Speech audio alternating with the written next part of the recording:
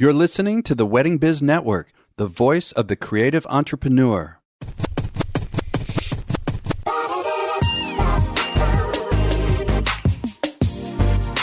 Hey everyone, it's Andy Kushner, host of The Wedding Biz, in which I conduct in-depth and revealing interviews of icons and those who I feel are the next generation icons of the weddings and event industry, all to provide you with education and inspiration. If you missed last week's episode, it was with Dave Calzaretta, president and founder of Magnificent Events and Entertainment out of Chicago and Scottsdale. Really wonderful story, especially the pivot that Dave made coming out of the pandemic. Very interesting to hear.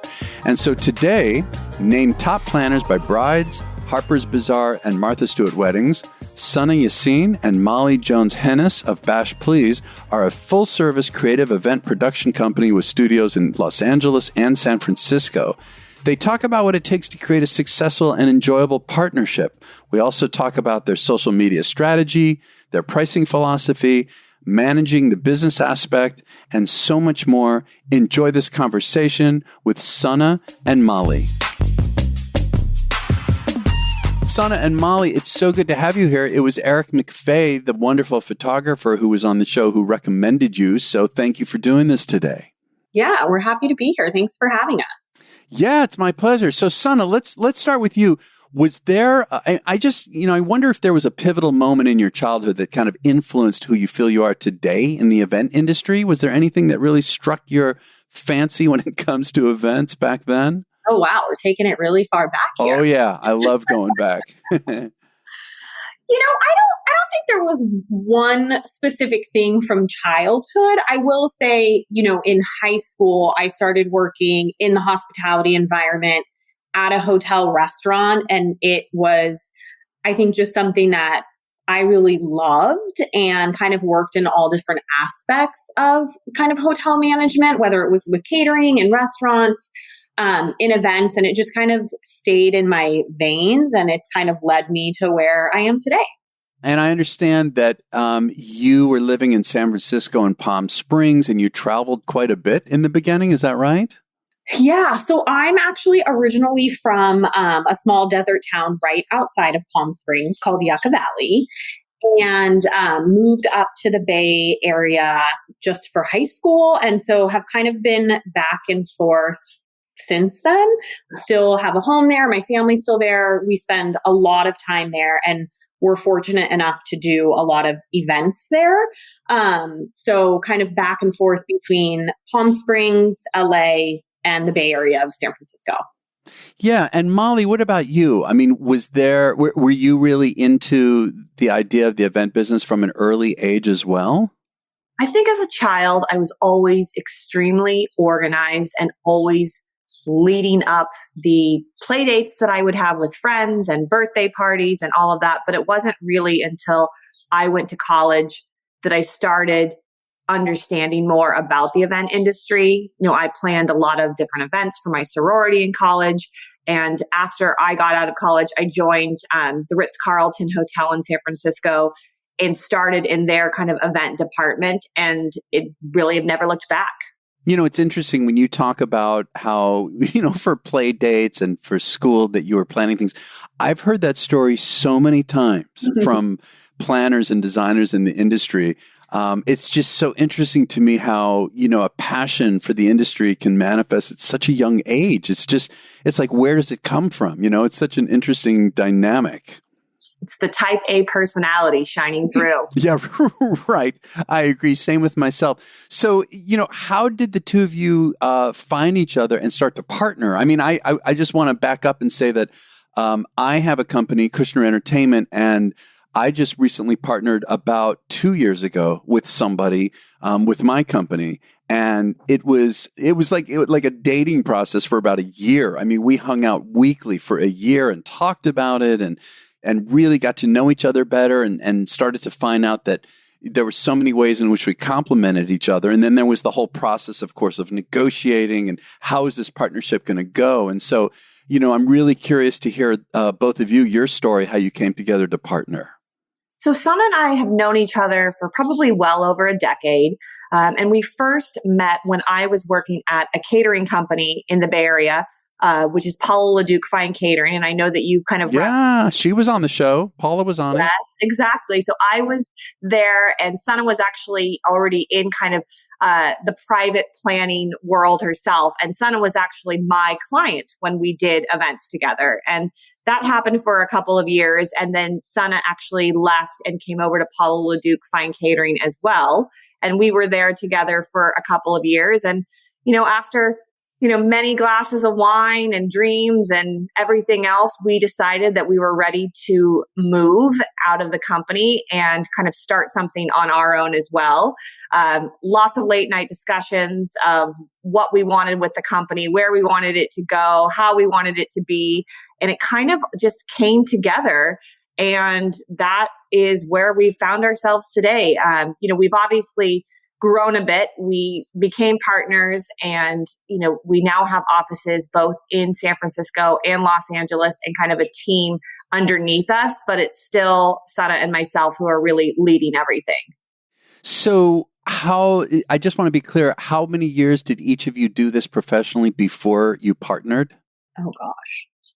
15, probably 15 years each separately. Wow. Really showing our age quickly there. But then, yes, we're ready to take the next step. Well, I'll tell you what, look, before I partnered, I had been doing it for about 25 years. So I actually have you beat in terms of doing it. But I think it's interesting, like my situation and my business partner, Robert, same thing. I mean, a lot of years doing his own thing before we partnered. And it sounds like each of you, 15 years, clearly that's a lot. Did either of you feel any kind of a fear, anxiety, risk, about doing something like this, going into it as partners versus having, I'll start this way. Did either of you ever consider having your own business, before you came to this point? Yeah, that's a great question. We did not consider having our own business. I think one of the things that Mollie and I chatted about, over those late night discussions and wine and vacations and all sorts of different times together, we're both very fortunate. Our husbands are super supportive and also successful in their own careers. So when we brought this idea to them, they were ecstatic about it and incredibly supportive. So we knew we had that. Our families were obviously very supportive. And I think when we kind of laid out, we actually didn't even really lay it out. I think we just both have such different strengths in the industry that we kind of knew where one person maybe lacked a skill, the other person could easily pick up. We both have, great relationships in the industry, but we also had different relationships in the industry.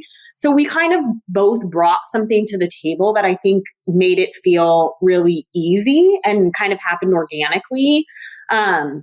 Versus kind of going through any laundry list of things that we were concerned about. I mean, obviously there were things we did, years ago that we would probably never do today, but you learn and grow. And, the industry has changed even just so much over the last 15 years. I mean, I think it changes kind of almost every 6 months. Yeah. And we're both really able to adapt to things quickly. And I think we're able to just kind of lean on each other when we need to and ask for space when we need to. And kind of, that's just how our partnership works. So did you both, you're saying you didn't necessarily lay out the responsibilities and you didn't really do it. It was more assumed and intuitive. Is that what you're saying? I think that everyone knew from the very beginning, if it was going to be something really design and creative thought of, it would be Sunna who was doing that. And if there was anyone handling the financial back end side of things, that it would be me as well. So I think that those are just a few of kind of the talents and responsibilities as this has kind of gone through, that we just knew who should take kind of what reins. And that's still really today on how we approach every single event.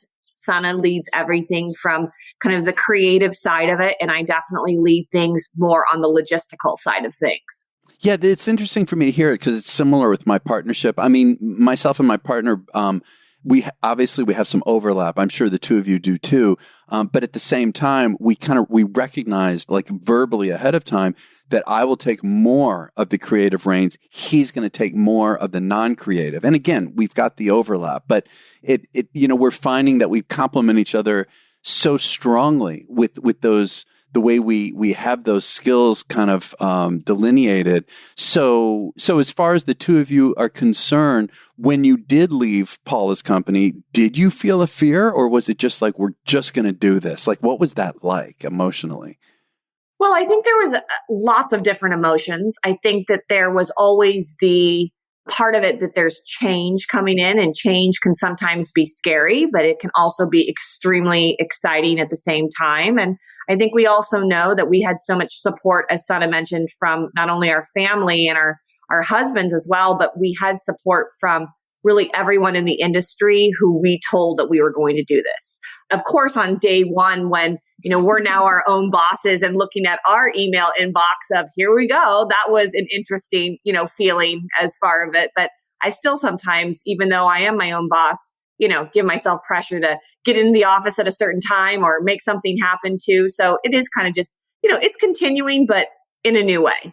Yeah. Well, also, I mean, for me, it's motivating having a partner. Not that I owe any particular amount of hours or any certain amount of work, but just knowing that I've got a business partner, I feel kind of beholden in a certain way to be productive to a certain degree. Like it's motivating in a very positive way. Exactly. And that really kind of goes for our entire team too. When one of us sees the other person working, we're all kind of jumping back in and helping and thinking of ideas as well. Yeah. Well, I would like to dig into some details about the process for both of you a little bit more. I saw on your website that you say, by really getting to know our clients' tastes and personalities, we are able to create a unique aesthetic roadmap that is the foundation for every design choice and element infused in the wedding. Can you give me some examples of how you do this, how you accomplish that? Absolutely. I think that's one of the things that we've said over and over that really kind of sets us apart is getting to know our clients in the manner that we do. Of course, all planners get to know their clients so that they can plan an event for them. But, we always take things a step further. We talk to our clients about, when they like to travel, what hotels do they like to stay in? What podcasts are they listening to? Favorite restaurants, not necessarily specific restaurant names, but when you go to places, are you liking the restaurant because there's a white tablecloth, or are you liking the restaurant because things are shared and they're family style, and everything down to, when they have friends over on Friday nights, what are they serving for cocktails? And just really digging deeper into their personal lives so that we can make sure that their wedding day is not unlike a lot of other portions of their kind of day-to-day lives. It's obviously going to be special and, a bit more important than a random Friday, but it definitely allows us to create the event that is extremely personal to the two of them. Yeah. Well, and I always still like to come back to this idea of the partnership. Are you both at many of the meetings together, or one of you, I'm assuming maybe Sunna, if you're doing more of the creative, handles more of the meetings? Like how do you divvy that up? That's actually a really interesting question. I would say for the most part, we're both at all of the meetings, and oftentimes other people on our team are attending those meetings. We, I would say probably in 2019, we're doing a lot more meetings in person. But now a lot of video chats. I mean, depending on where we're at in the planning process with our clients, we're either talking to them by video weekly or bi-weekly. If things are a little bit further out, maybe once a month. And we do have a lot of clients that live kind of all over the United States and abroad. So a lot of, those meetings happen via video or phone, but I would say we both attend meetings. We kind of see things from a little bit of a different perspective. I think there's a lot of great, amazing planners that hire production companies, and they hire, floral designers that do kind of more of the creative process than just, your typical flowers. Right. And since we don't really tend to do that, a catering tasting where we're picking out food and talking about catering logistics will also turn into a design meeting where we're picking out platters and glassware and straws. So there is kind of, I think, more crossover for both than people would imagine. You mentioned, getting on video, with people. I mean, obviously because of the pandemic, people are more used to it now. We do it more. But do you feel that you're connecting as much with your clients doing it this way? Like, how is that going for you? Especially now we're coming out of the pandemic. We're all getting much more busy again. But again, we've kind of gotten used to doing these virtual meetings. How do you both feel about this? While, of course, we don't want the entire world to be back to virtual meetings again, Yeah. I love being able to connect, especially with our clients who are farther away. I mean, we have clients on the East Coast that I forget that I haven't actually met in person yet because we see their face all the time and we kind of feel like we are, in the same room together. So, of course, nothing beats being able to be in person, but also, as you had mentioned, as everyone's getting busier, even people that live in Los Angeles or live in San Francisco, we sometimes will still do a video call just to, beat the traffic and not have to, waste all of our precious time kind of getting to and from the meeting. Yeah. Yeah. It's interesting. I'm definitely enjoying, I feel time-wise, I can be more productive, but at the same time, I don't know. I mean, we're in a different position. I'm handling entertainment. You have a lot more contact being planners and designers. But, dealing with people in this way, I miss the in-person part of it. It's interesting, Sunna and Mollie. Just recently, I did a walkthrough. I don't personally usually do walkthroughs, but this was a particularly complicated one. But it gave me a chance to see the planner, and designer and the rest of the team in person. And it just felt so good. Like it was a long drive. I thought, oh, I wish I could just do this virtually, this walkthrough. But, being able to be there in person, there's no question I was able to kind of reconnect in a deeper way. So I think I'm assuming we're all still dealing with the question of how do we manage this? How do we balance virtual versus not virtual? Yeah, I think it's kind of just up to everyone and their own comfort level. I mean, we've been fortunate that most of our events do take place outdoors, especially being in California. So in terms of, events that we have had over the last 15 months, in terms of, site visits and walkthroughs and things like that, we've been around people. We've been able to do those, which has been great.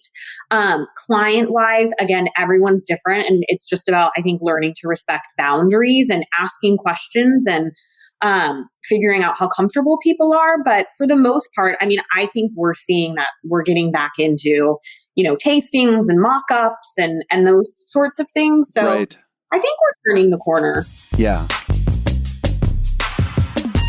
I want to be sure you know the wonderful news of our latest show, Stop and Smell the Roses, with acclaimed lifestyle and event design expert Preston Bailey. Not only will he share the secrets, tools, and technologies behind his extraordinary ability to create a theatrical environment out of any space, you will also discover more about the man behind the magic. Preston will reveal how his focus on personal growth has been the root of his professional success, and you'll have the opportunity for him to answer your questions along the way. Plus, Preston will be inviting onto the show many of the star celebrities he has worked with in the past, so you don't want to miss a single episode. We also have another great show on the Wedding Biz Network, The Business of Being Creative, with host Sean Lowe. Since debuting, his show has really taken off, and he's continuing to bring you the creative business advice he's shared with accomplished industry notables. Be sure to take advantage of Sean's talkback opportunity by recording questions and comments from right there in each episode's show notes. So, if you are a creative who is turning your craft into a business or want to take it to another level, head to theweddingbiznetwork.com and take a listen to Stop and Smell the Roses with Preston Bailey and The Business of Being Creative with Sean Lowe. That's theweddingbiznetwork.com. Do you have a wedding coming up that you could maybe tell a bit of a story about how you all came to decide what the design elements would be? Just something to kind of illustrate that. Anything coming up really super exciting that you can use as an example of how you got to that point of figuring out what you're going to do for them? Yeah, I think so. I mean, we have one event coming up in the fall where we were supposed to be in 2020, but we did postpone to 2021. So I think a little bit of time helped kind of decide a lot of things. But just in terms of this specific event, it definitely started off as, your traditional ceremony, cocktail hour, dinner, dancing. And since the postponement happened, the clients actually were able to get married last year with just friends and family at a private home. So this year, the party is definitely just that. It's a big, beautiful party in Malibu. The guest list is still, 175 to 200 people, hopefully.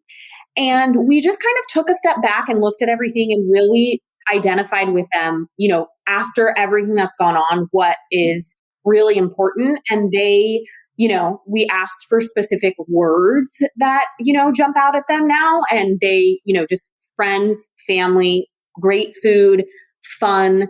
And so we've basically built an entire, evening around just that. So starting with great cocktails and a great live band. And we've kind of created this very Italian kind of al fresco environment. Everything's going to be outdoors, a lot of fruits and vegetables and, things like that hanging off of beautiful structures that are kind of placed at this property in Malibu, and everything's kind of, made to order food stations, a bruschetta station where you're, picking all of the fresh ingredients with a chef. Cook to order pastas are going to be happening, and all sorts of kind of Italian cuisine there.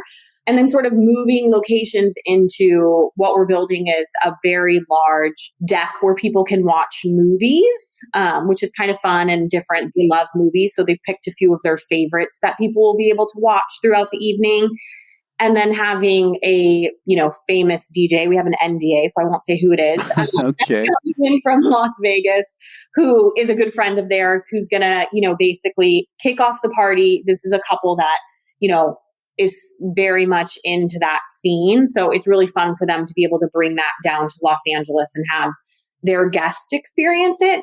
But just kind of going for this, beautiful but relaxed vibe where people feel like they can spread out, they can eat, they can drink, they can dance, and, just kind of go into the evening that way. So I think that one is one that we're all really looking forward to. One, to finally see them, be able to host their friends and family, but two, the design of it's going to be really special. Oh, it sounds wonderful. Doesn't it sound like a party you want to be invited? It does. I'm kind of sitting here forgetting that I'm interviewing, and I'm just listening to you talk about it. It sounds really wonderful. It sounds great. What about the business side? I mean, again, I do understand how you both, one of you has more strength with creative, the other with logistics and stuff. But as far as the business aspect of your company, I mean, you both left this other company where you were working, where you didn't really have to deal with any of that. Paula and her team her executive team put together the business part of it. They run it the way they do. How did you both come to put together the business aspect of this? Because I love to ask people about how they balance the art, of the event industry, of what we do, with the business side, because obviously you both would not be as successful as you are if you did not also manage the business aspect adequately. How do you feel about that, balancing the two? I think that all of the experience that we both had leading up to starting this company was something that helped us get there. And, a lot of first-time business owners, it's a lot of trial and error and seeing what works and what sticks. But I think definitely I can speak, to myself. I feel like I truly learned everything that there really is to know about customer service and hospitality when I worked at the Ritz-Carlton early on in my career. They just have an incredible employee kind of training and retention that's there. And then, when I was at the catering company, I really learned, so much more about the background of the events and the side that you don't necessarily always see. And a lot of that side happened to do with numbers and amounting of things and costs and, making sure that events are successful, both from the client's perspective, but also, financially successful for the client's benefit too, and tracking budgets and everything that way. So I think that a lot of just practice, with, the saying of practice makes perfect, has definitely helped us kind of get to where we are now. But again, it hasn't been without, doing something and then coming back and saying, well, that didn't work really well. What do we think we should do next time, to change that? Right, right. What's the hardest part of what you both do? What's the part that still causes stress and feels difficult? one of the things that feels stressful is just, we want to be there for everyone, for each other, for our team, for our great, partners and vendors, also, of course, for our clients. But I would say probably the hardest part is just kind of setting aside time that's not related to work, where we can, be out and enjoy, going on vacations and going to restaurants and doing kind of personal, time with friends and family. It also speaks volumes to, our own events from a creative perspective, from a food and beverage perspective. I think the more that we're out in the world traveling and experiencing things, we're able to bring it back to the table and, share those experiences with our clients. But it is hard, especially now we're going into a really busy summer and fall, and, you're looking at the calendar thinking, yeah, where's the time? Where's the time go? So I think just, you have to we have to put our feet down and really make sure that we're setting aside time, for some self-care as well. Yeah, I like how you're saying that, because I do feel that it's got to be very intentional, to take care of ourselves, especially now post-pandemic with all the events that were rescheduled and we're squeezing so many events into a shorter period of time. I think for the next, I would say, year and a half, all of us are going to, have to deal with that. Like, how do we maintain balance, whether it's with families or friends or just personal self-care? I think that the way you talk about it, I just can really resonate with that we've got to be, again, very intentional about it and plan to have, it's funny. I will often plan to be spontaneous, Exactly. Yeah. Like set aside time and just have it open. And so I think that's really important. I also want to ask you both about your pricing philosophy. I mean, there's of course so many different ways that people do it, but in general, I would say that it's one of often two different things. It's either charging a design fee or not. How do you both do? You don't have to give the numbers, but I mean, what is your philosophy about pricing? Well, we are a full service company. So everything from beginning to end, we include in our planning. We are not ever doing anything that's kind of partially or just month of or anything. So, we're with our clients for the long haul from beginning to end. And with that being said, we really charge overall kind of a percentage of the total celebration budget. So things that we're involved in, we are charging for our time. And then again, if it's an event like a post-wedding brunch that they're going to do on their own that we're not involved in, then we don't have to charge for our time with that as well. Yeah, that makes sense. I'm also thinking about just how do we all stay relevant? I know that pre-pandemic, that was a really hot topic. Mm-hmm. Like you said, or one of you said earlier, things are changing almost every 6 months in this industry. And especially given with the pandemic, we're all still kind of waiting to see what changes come about, because of that experience. Do you, how do you both feel about that? About, you've been in the business for a while. How do you stay relevant? There's so many new people that are constantly coming into the industry. I think a big percentage of them completely misunderstand what it takes, and don't necessarily stay. But that's a real critical piece of the equation here, is the rate of change. How do you all view that? Yeah, I think, in terms of staying relevant, just to take a step back to what you said about people that come into the industry, we definitely feel that that's true. I mean, I think from, a planning and design side, there is a certain level of, our peers, which we, love and support, and they, work so hard and do such wonderful work. There's also, quite frankly, no real bar of entry. I mean, there's a lot of people who, do a couple of photo shoots, put together a website, they plan their own wedding. And then, instead of trying to, work for a company like ours or other companies out there that are established, they, will start their, website, start their company. And of course, everyone has to start from somewhere, and we understand that. But you do kind of see, a handful of people that are out there in like social media or at, industry events. And then a year or two later, they kind of, go away and you never see them again. That's right. So, we understand that. But I do think, I mean, even for us when we're, hiring employees or interns or whatever it is, putting out the real facts of what this business is, because it's not just little squares on Instagram. It's a lot of hard work, a lot of physical work, demanding work. So I think for us, staying relevant has a lot to do with the way we work with all of our clients. I mean, we get so much interest, and we're so thankful that people find us on Instagram, or, they find us on Pinterest and they reach out to us. And a lot of times those become great clients. But more so, I think how we work with our current clients is kind of our best source of staying relevant, because they then share with their friends and family what the experience was like from, building our relationship together to designing to executing their events. And those are always kind of our best source of referrals. At least for us, that's what we see.